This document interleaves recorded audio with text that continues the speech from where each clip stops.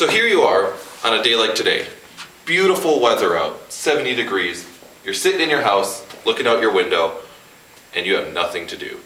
You're trying to find something to kill a few hours, inexpensively, because you don't want to start spending the money that you don't have. Well, today I'm going to talk to you about disc golf.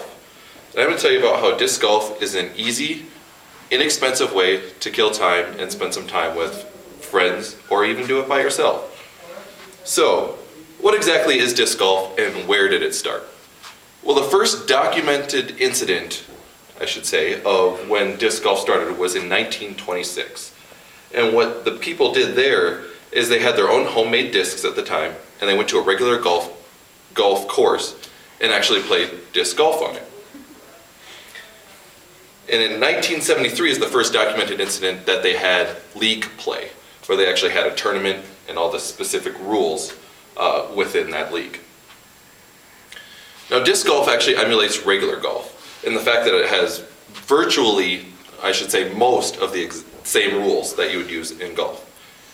Also, it uses different discs for different situations, such as in regular golf, you have clubs for different distances and different things you're trying to accomplish. And also, disc golf is played on usually a 9-hole course or an 18-hole course. So what exactly is needed to play disc golf? Well, it's fairly easy. Most people, when they think of a disc or a frisbee, they think of one of these, which is actually an ultimate frisbee disc, which the average person or kid will use to toss back and forth. But with disc golf, you use a disc like this, and as you can notice, they are two completely different sizes and designs. So first, I'd like to talk about this disc here. This is actually a distance driver.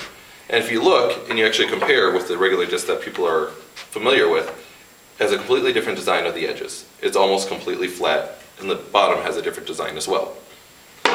This disc is actually designed for a distance throw, hence the name distance driver. So it's able to travel long distances easily, but the design of this makes it so you have less control when you actually throw the disc. The next disc I want to talk about I actually don't have today, but it's called a fairway driver. And a fairway driver is designed for distance, not as much as the distance driver, but it has more control than the distance driver. And actually many professionals today actually prefer the fairway driver over the distance driver because of the extra control that they have. The next disc I'd like to talk about is the mid-range disc. So if you look at the distance driver that I just talked about, along with the mid-range disc, again, it has a different design. It's more rounded edges and even a different design underneath. The mid-range driver is designed, obviously, for mid-range distances. So when you throw it, it's not going to travel as far as the distance driver, but it offers you more control when you actually throw the disc. Another disc I'd like to talk about is the putter. Just like in golf for short distances. With this, again, if we look at the distance driver, completely different design, even compared to the mid-range disc. Has extremely rounded edges. That way it doesn't travel extreme distances, but offers you the most control when you throw the disc. So, to play for disc golf, you need to be able to throw the disc. Well, how exactly do you throw the disc? Well, I'd like to talk to you about 3 different ways that people tend to throw the disc. You have the most common way that people are most familiar with, which is the backhand throw, where you have the bladed stance, you have your thumb on top, and the fingers on the rim underneath. When you turn and curl to throw the disc and you're facing the right direction, generally the disc will actually travel in that direction that you threw it. The next throw I'd like to talk about is actually called the forehand or the sidearm throw, which is the exact opposite stance. Put the thumb on top, index finger underneath, and the other fingers are curled underneath. When you turn, you throw out sidearm. And that it's more preferable for professionals and players of the game because it offers more distance than the backhand throw, but with less control. And then the third throw I'd like to talk about is actually the overhand throw, which has the exact same grip as the sidearm throw and the exact same stance. But this is used for when you're encountering obstacles that you need to get over, when you would take extra strokes to go around or maybe underneath. When you throw it, you throw directly overhand to try and get over the obstacle. Alright, what else is needed for to play disc golf? Well, you also need a course to play. It's pretty easy to find courses nowadays. You can just go on Google and search in the city whether or not there's any courses in the area that are set up for disc golf. Also, you can go to your local sporting goods store, and many of them actually sell holes, or baskets as a lot of people call them, to play disc golf.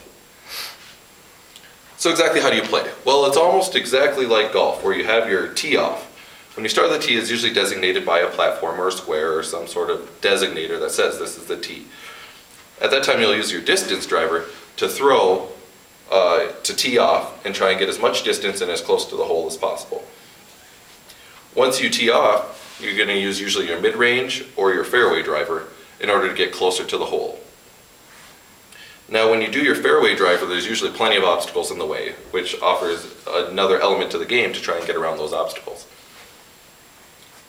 After that, you usually get close enough to the hole where you can use your putter. Again, that's for short distance throws, and the whole goal of that is to sink the putter in the hole or to throw the disc in the basket.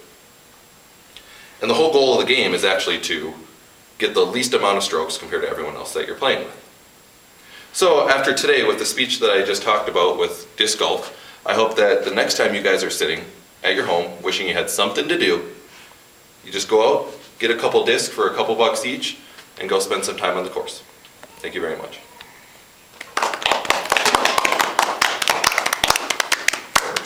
Excellent. Makes me want to play.